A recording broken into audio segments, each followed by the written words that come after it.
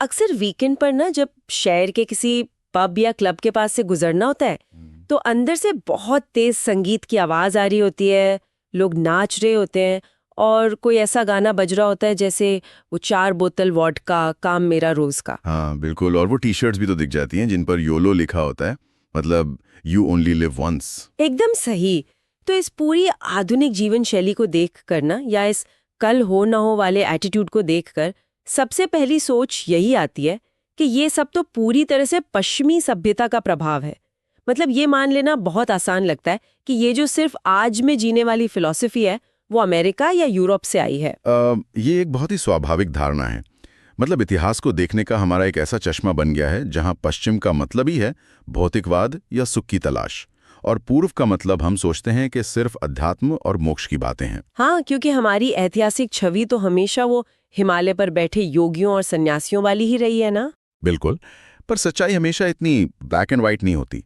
अगर हम इतिहास को थोड़ा गहराई से खंगालें तो पता चलता है कि ये धारणा पूरी तरह से एकांगी है। और यही आज की हमारी इस चर्चा का सबसे रोमांचक पहलू है।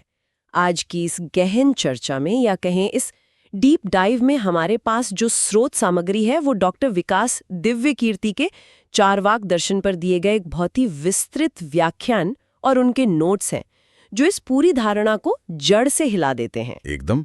और आज हमारा मिशन भी यही है कि हम दर्शन शास्त्र के एक ऐसे पहलू को डिकोड करें जिसे शायद एक ऐसे विद्यार्थी ने कभी न सुना हो, जिसने पहले कभी इस विषय को नहीं पढ़ा है। हाँ, मतलब हम ये समझने की कोशिश करेंगे कि ये जो सुखवादी या कहें हेडोनिस्टिक सोच है जिसे हम आज पूरी तरह से मॉडर्न और वेस्टर्न मानते हैं, वो असल में भारत की ही मिट्टी में आज से 2500 साल पहले ही जन्म ले चुकी थी, एक बेहद आक्रामक और विद्रोही विचारधारा के रूप में। सही कहा।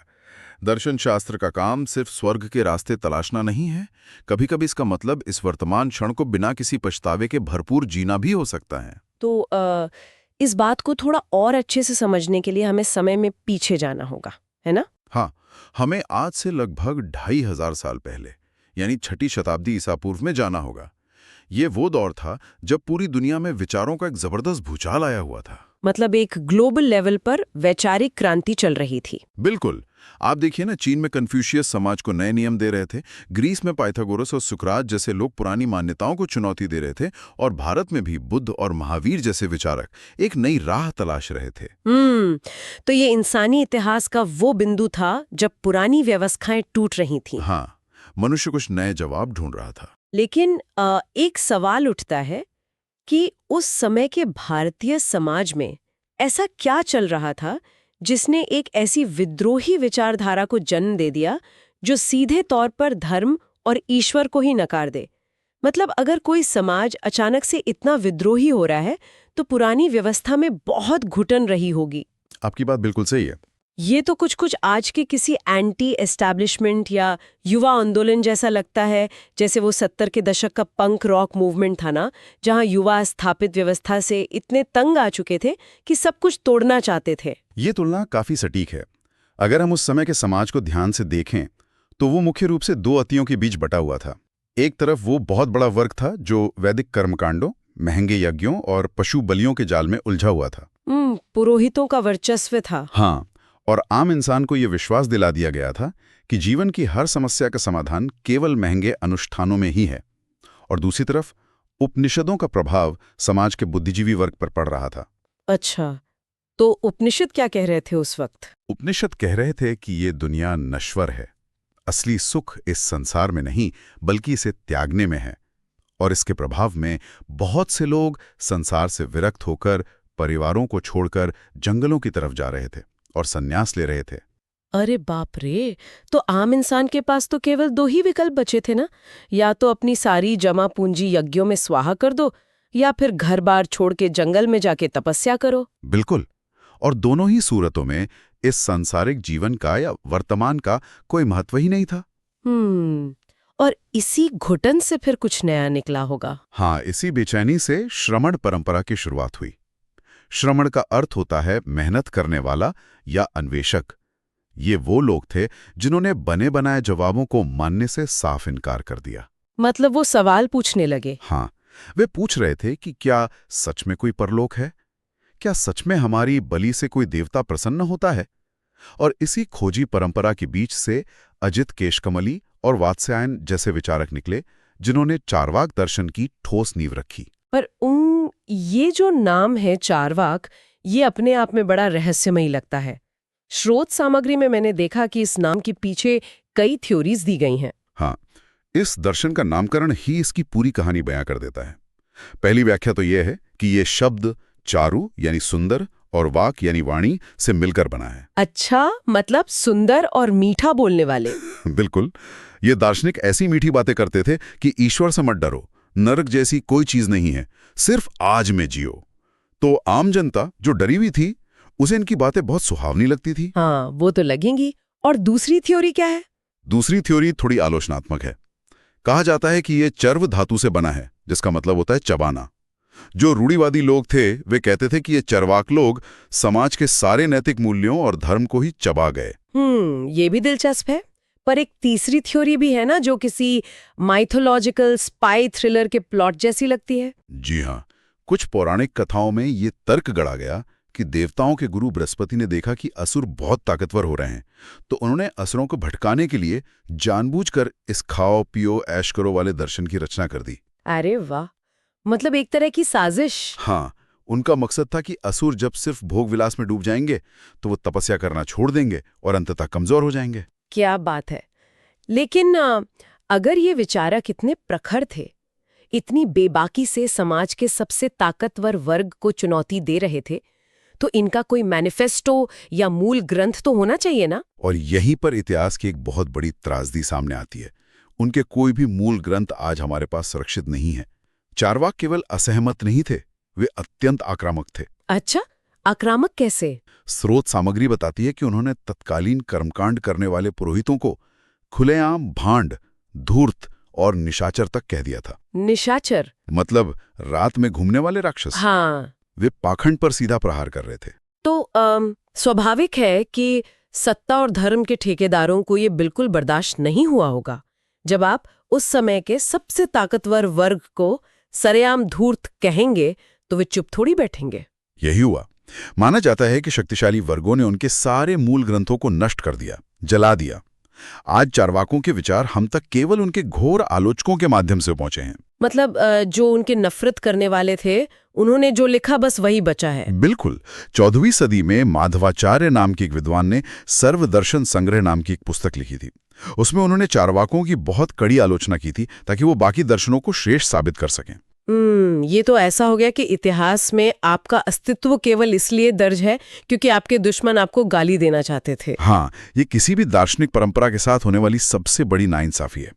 लेकिन फिर भी उन आलोचनाओं के बीच से भी चार्वाकों का जो दर्शन बाहर आता है, वो एक बहुत ही मजबूत और लॉजिकल ढांचा पेश करता है। किसी भी दर्शन को समझने के लिए सबसे पहले ये देखना होता है कि वो दुनिया को किस नजरिए से देखता है। बिल्कुल, जिसे दर्शन शास्त्र में ज्ञान मीमांसा या एपिस्टेमोलॉजी कहते हैं। हाँ, कि उनके ज्ञान का स्रोत क्या है। उनका सिद्धांत बहुत स्पष्ट था। वे केवल प्रत्यक्ष को ही एकमात्र प्रमाण मानते थे। प्रत्यक्ष मतलब वो हर चीज जो हमारी 5 इंद्रियों, आंख, कान, नाक, जीभ और त्वचा से महसूस की जा सके। बस जो देखा या छुआ जा सकता है वही सच है। हाँ, इसके अलावा कुछ नहीं। लेकिन अगर हम केवल उसी चीज को सच मानेंगे जो हमें सीधे तौर पर दिख रही है, तो ये नजरिया तो बहुत सीमित हो जाएगा ना। वो कैसे? जैसे उदाहरण के लिए, अगर दूर किसी पहाड़ पर धुआं उठ रहा है, तो कोई भी इंसान ये अनुमान लगा लेगा कि वहां आग लगी होगी, भले ही उसे आग की लपटें ना दिख रही हों। तो क्या चार्वाक इस अनुमान को भी खारिज कर देते थे? बिल्कुल। वे अनुमान यानी इन्फरेंस को ज्ञान का स्रोत मानने से साफ इनकार करते थे। उनका तर्क था कि अनुमान कभी भी 100% सत्य नहीं हो सकता। अच्छा।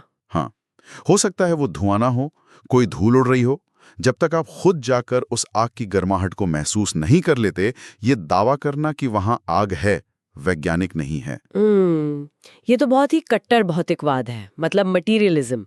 इसका सीधा मतलब तो ये हुआ कि जो अदृश्य है उसका कोई अस्तित्व ही नहीं है। एकदम सही। और इसी आधार पर उन्होंने आत्मा, ईश्वर, स्वर्ग, नरक और पुनर्जन्म जैसी सभी अवधारणाओं को सिरे से खारिज कर दिया, क्योंकि इनमें से किसी को भी इंद्रियों से महसूस नहीं किया जा सकता। हाँ, उन्होंने कहा कि यह दुनिया किसी ईश्वर ने नहीं बनाई है, ये केवल भौतिक तत्वों का खेल है। उस समय भारत में माना जाता था कि ब्रह्मांड 5 महाभूतों से बना है, पृथ्वी, जल, अग्नि, वायु और आकाश। पर उन्होंने तो आकाश को भी नहीं माना होगा फिर। 5 नहीं, केवल 4 तत्वों से बनी है। यहाँ मुझे एक बहुत ही बुनियादी समस्या नजर आती है। क्या? अगर पूरी दुनिया सिर्फ 4 बेजान चीजों से बनी है, मतलब मिट्टी, पानी, आग और हवा, तो हमारे अंदर विचार कहाँ से आ रहे हैं? ये जो हम बात कर रहे हैं, जो हमें सुख या दुख की अनुभूति होती है, जो हमारी चेतना है, वो इन बेजान चीजों से कैसे पैदा हो सकती है? ये एक बहुत ही लाजवाब सवाल है। मतलब क्या मृत पदार्थ से जीवन बन सकता है? ये तो वैसा ही तर्क हो गया जैसे आज के युग में हम कहते हैं कि कुछ सिलिकॉन चिप्स और तारों को जोड़ दो तो एआई या आर्टिफिशियल इंटेलिजेंस पैदा हो जाती है। अरे ये तो बहुत ही प्रासंगिक तुलना कर दी आपने। और सच कहूं तो चार्वाकों का तर्क भी ठीक यही था। जब उनसे पूछा गया कि चेतना कहाँ से आती है, तो डॉक्टर दिव्यकीर्ति के नोट्स में इसके बहुत सुंदर उदाहरण दिए गए हैं। क्या उदाहरण दिए उन्होंने? चार्वाकों ने कहा, जरा पान के पत्ते को देखिए, वो हरे रंग का होता है, सुपारी भूरे रंग की होती है और कत्थे में भी कोई लाल रंग नहीं होता। लेकिन जब इन तीनों को मिलाकर मुंह में चबाया जाता है तो एक नई चीज पैदा होती है, लाल रंग। अरे हाँ, पान चबाने से मुंह में लालिमा आ जाती है, जो मूल सामग्री में कहीं थी ही नहीं। बिल्कुल। और दूसरा उदाहरण उन्होंने शराब का दिया। अंगूर या गुड़ में कोई नशा नहीं होता, लेकिन जब उन्हें सड़ाकर एक खास रासायनिक प्रक्रिया यानी किण्वन से गुजारा जाता है तो उसमें मद शक्ति या नशा पैदा हो जाता है। तो उनका कहना था कि चेतना भी ऐसे ही पैदा होती है। हाँ, उन्होंने तर्क दिया कि जिस तरह पान चबाने से लाल रंग आता है, ठीक उसी तरह शरीर के उन 4 बेजान तत्वों के एक खास रासायनिक अनुपात में मिलने से शरीर के अंदर ही चेतना पैदा हो जाती है। ये सच में एक ऐसा विचार है जो समय से बहुत आगे का लगता है। मतलब चेतना कोई रहस्यमयी आत्मा नहीं है जो कहीं बाहर से आती है, बल्कि ये शरीर का ही एक बायोलॉजिकल प्रोडक्ट है। सही कहा। जब तक वो 4 तत्व सही अनुपात में जुड़े हैं, शरीर में चेतना है। जिस दिन वो संतुलन बिगड़ा, शरीर मरा और चेतना उसी वक्त एक बुझे हुए बल्ब की तरह हमेशा के लिए खत्म। और आज का मॉडर्न न्यूरोसाइंस भी तो यही साबित करने की कोशिश कर रहा है ना, कि चेतना सिर्फ दिमाग के अंदर न्यूरॉन्स के बीच होने वाले केमिकल सिग्नल्स का नतीजा है। एकदम। लेकिन एक बात बताइए, अगर आत्मा है ही नहीं और मृत्यु के बाद सब शून्य हो जाना है, तो इंसान को जीवन कैसे जीना चाहिए? यही से उनका नीति शास्त्र या एथिक्स सामने आता है, जो सबसे ज्यादा विवादित रहा है। हाँ, क्योंकि अगर कोई परलोक नहीं है जहां कर्मों का हिसाब होगा, तो कोई इंसान समाज में नैतिकता क्यों मानेगा? भारतीय परंपरा में जीवन के 4 मुख्य उद्देश्य माने गए हैं: धर्म, अर्थ, काम और मोक्ष। चार्वाकों ने इनमें से धर्म और मोक्ष को पूरी तरह से नकार दिया। अच्छा। हाँ, उन्होंने कहा कि धर्म एक मानसिक रोग है जो इंसान को डरा कर रखता है, और मोक्ष तो सिर्फ मृत्यु का दूसरा नाम है, क्योंकि मरने के बाद वैसे भी आप मुक्त हो ही जाते हैं। तो उनके हिसाब से जीवन का असली मकसद बचा क्या? सिर्फ पैसा और सुख। और उसमें भी उन्होंने कहा कि अर्थ यानी पैसा सिर्फ एक साधन है, कोई लक्ष्य नहीं। जीवन का एकमात्र लक्ष्य है सिर्फ काम यानी हर तरह के सुख की प्राप्ति। इसी से उनका वो बहुत ही मशहूर श्लोक निकलता है, यावत जीवेत सुखम जीवेत ऋणम कृत्वा घृतम पीबेत। भस्मीभूतस्य देहस्य पुनरागमनम कुतः। बिल्कुल। मतलब जब तक जियो सुख से जियो, पैसे नहीं है तो उधार मांगकर घी पियो, क्योंकि एक बार ये शरीर चिता पर जलकर राख हो गया तो वो राख वापस लौटकर नहीं आने वाली। हाँ, न कोई अगला जन्म है जहां उधार चुकाना पड़ेगा और न ही कोई भगवान जो सजा देगा। यहीं पर वे तत्कालीन कर्म कांडों पर बहुत तीखा व्यंग करते हैं। कैसे? जैसे श्राद्ध कर्म को लेकर उनका तर्क बहुत मजेदार था। उन्होंने कर्मकांडी पुरोहितों से पूछा कि अगर तुम नीचे आग में खाना डालते हो और दावा करते हो कि वो स्वर्ग में पूर्वजों के पेट में पहुंच गया, तो जब तुम खुद यात्रा पर जाते हो तो टिफिन क्यों ले जाते हो? आहा, ये तर्क तो सच में अचूक है। मतलब अगर खाना जादुई तरीके से जमीन से स्वर्ग पहुंच सकता है, तो रसोई से यात्री के पेट में भी खुद पहुंच जाना चाहिए। और उन्होंने ये भी पूछा कि अगर यज्ञ में बलि दिया गया पशु सीधे स्वर्ग जाता है, तो यजमान अपने ही बूढ़े पिता की बलि क्यों नहीं दे देता, ताकि उसे सीधे स्वर्ग मिल जाए? बाप रे, ये तो बहुत ही चुभने वाला व्यंग्य है। किसी के पास जवाब ही नहीं होगा इसका। बिल्कुल नहीं था। लेकिन एक पल रुकिए, अगर हम इस सुखवादी दर्शन को मान लें तो एक समस्या है। सुख के साथ दुख भी तो आता है। अगर मुझे मछली खानी है तो उसमें कांटा भी तो चुभ सकता है। तो क्या दुख के डर से इंसान सुख लेना छोड़ दे? चार्वाकों ने इसका बड़ा प्रैक्टिकल जवाब दिया। उन्होंने शारीरिक और मानसिक सुख में कोई भेदभाव नहीं किया।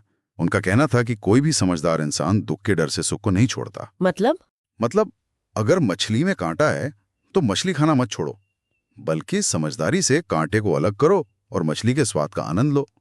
अगर खेती करते समय जानवरों का डर है तो क्या इंसान अन्न उगाना छोड़ देगा? नहीं ना। ये बात सुनने में किसी एक व्यक्ति के लिए तो अच्छी लग सकती है, लेकिन अगर पूरे समाज ने ये उधार लेकर घी पीने वाली फिलॉसफी अपना ली तो दुनिया तो एक ही दिन में ढह जाएगी। हाँ, वो तो है। मतलब बैंकिंग सिस्टम खत्म हो जाएगा, कोई किसी की मदद नहीं करेगा, समाज में दया या सहानुभूति बचेगी ही नहीं, हर कोई अपना फायदा देखेगा। ये तो एकदम जंगल राज का ब्लूप्रिंट लगता है। और यही चार्वाक दर्शन की सबसे बड़ी और जायज आलोचना भी है। उनका ये विचार कि केवल प्रत्यक्ष ही प्रमाण है, रोजमर्रा की जिंदगी में अव्यावहारिक है। वो आग वाला उदाहरण? हाँ, कल्पना कीजिए एक घर में आग लगी है, लोग बाहर से चिल्ला रहे हैं कि बाहर निकलो, लेकिन अंदर बैठा कट्टर चार्वाक कहता है कि मैं दूसरों की बातों या अनुमान पर भरोसा नहीं करता, जब तक लपटें मुझे खुद नहीं दिखेंगी मैं नहीं हिलूंगा। ऐसे में तो उसकी जान ही चली जाएगी। हम गुरुत्वाकर्षण को देख नहीं सकते, लेकिन उसके नियमों पर भरोसा करके हवाई जहाज तो उड़ाते हैं ना। अगर हम अनुमान को खारिज कर दें तो मानव सभ्यता आगे ही नहीं बढ़ सकती। एकदम सही बात है। तो अगर ये दर्शन इतना अव्यावहारिक था, इतना स्वार्थी था, तो हम इसे आज भारतीय दर्शन के इतिहास में इतना महत्वपूर्ण अध्याय मानकर क्यों पढ़ रहे हैं? क्योंकि इतिहास में किसी भी विचार की कीमत सिर्फ इससे तय नहीं होती कि वो कितना सही था, बल्कि इससे भी होती है कि उसने समाज को कैसे झकझोरा। भारत के महान दार्शनिक डॉक्टर एस राधाकृष्णन ने इसे बहुत अच्छे से समझाया है। उन्होंने क्या कहा? उन्होंने कहा कि चार्वाकों ने भारतीय दर्शन को रूढ़िवाद के जहर से बचाया। डॉगमेटिज्म मतलब ऐसी व्यवस्था जहां सवाल पूछने की मनाही होती है? बिल्कुल। जब समाज में ये नियम बन जाए कि जो पुरानी किताबों में लिखा है बस वही परम सत्य है, तो समाज की सोचने की शक्ति खत्म हो जाती है। समझ रही हूँ। पश्चिमी दर्शन में जो काम डेविड ह्यूम ने किया था ना, हर सत्य पर संदेह करना, वही काम भारत में चार्वाकों ने किया। उन्होंने सोए हुए समाज को जगाया और कहा कि हर चीज पर सवाल उठाओ। ये बात मुझे ओशो यानी आचार्य रजनीश के उस कथन की याद दिलाती है जो हमारे नोट्स में भी था। हाँ, वो बहुत ही पावरफुल कोट है। उन्होंने कहा था कि ये भारत का दुर्भाग्य रहा कि चार्वाकों के दर्शन को कुचल दिया गया। उनका तर्क था कि अगर चार्वाक परंपरा जीवित रहती तो शायद इस देश में पश्चिम से कहीं ज्यादा बड़े वैज्ञानिक पैदा होते। बिल्कुल, क्योंकि विज्ञान का जन्म अंधी आस्था से नहीं होता। विज्ञान की बुनियाद ही संदेह है। जब तक आप पुरानी मान्यताओं पर संदेह नहीं करेंगे, नए प्रयोग कैसे करेंगे? चार्वाकों ने सदियों पहले वो वैज्ञानिक दृष्टिकोण पैदा करने की कोशिश की थी। ये सच में एक बहुत ही गहरा नजरिया है। तो इस पूरी चर्चा को अगर हम समेटें तो ये स्पष्ट होता है कि जिस दर्शन को 2500 साल पहले गालियां दी गईं, जिसे खतरा माना गया, वो असल में आज की दुनिया की हकीकत है। बिल्कुल। आज का जो उपभोक्तावाद है या कंज्यूमरिज्म है, हाँ। और ये जो वर्तमान में जीने की चाहत है, सब उसी परंपरा का विस्तार लगते हैं। और यही भारतीय दर्शन की सबसे बड़ी खूबी है ना। ये एक ऐसा बौद्धिक मंच रहा है जहां आस्तिकता और नास्तिकता दोनों ने पूरी स्वतंत्रता के साथ एक दूसरे से संवाद किया है। हाँ, इसमें अगर त्याग का चरम है तो भोग का भी चरम है। तो श्रोताओं के लिए इस विचारोत्तेजक चर्चा के अंत में एक ऐसा सवाल उभर कर सामने आता है जो सच में सोचने पर मजबूर कर देता है। वो क्या? आज हमारा आधुनिक विज्ञान, न्यूरोसाइंस और एआई ये साबित करने के करीब पहुंच रहा है कि मनुष्य की चेतना वास्तव में केवल न्यूरॉन्स का एक रासायनिक खेल है। आत्मा जैसी कोई चीज शायद है ही नहीं। सही बात है। तो क्या इसका मतलब ये है कि हजारों साल पहले जिसे पागलपन कहकर खारिज कर दिया गया था, वो चार्वाक दर्शन ही अंततः भविष्य के विज्ञान का अंतिम सत्य साबित होने वाला है? ये तो बहुत ही डराने वाला विचार है। और अगर कल को विज्ञान पूरी तरह से सिद्ध कर दे कि मृत्यु के बाद कोई जीवन नहीं है, स्वर्ग नरक कुछ नहीं है, तो बिना किसी परलोक के डर के हम इंसान एक सभ्य और नैतिक समाज का निर्माण कैसे करेंगे? क्या इंसानियत केवल डर के सहारे टिक सकती है? बहुत बड़ा सवाल है। हाँ, तो इसी विचार के साथ हम आज की इस गहन चर्चा को यहीं विराम देते हैं। अगली बार जब भी कोई क्लबिंग या योलो लाइफस्टाइल का जिक्र करे तो याद रखिएगा कि ये कोई पश्चिमी ट्रेंड नहीं, बल्कि एक बहुत पुरानी भारतीय दार्शनिक बहस का ही चेहरा है। हमारे साथ जुड़ने के लिए बहुत बहुत धन्यवाद।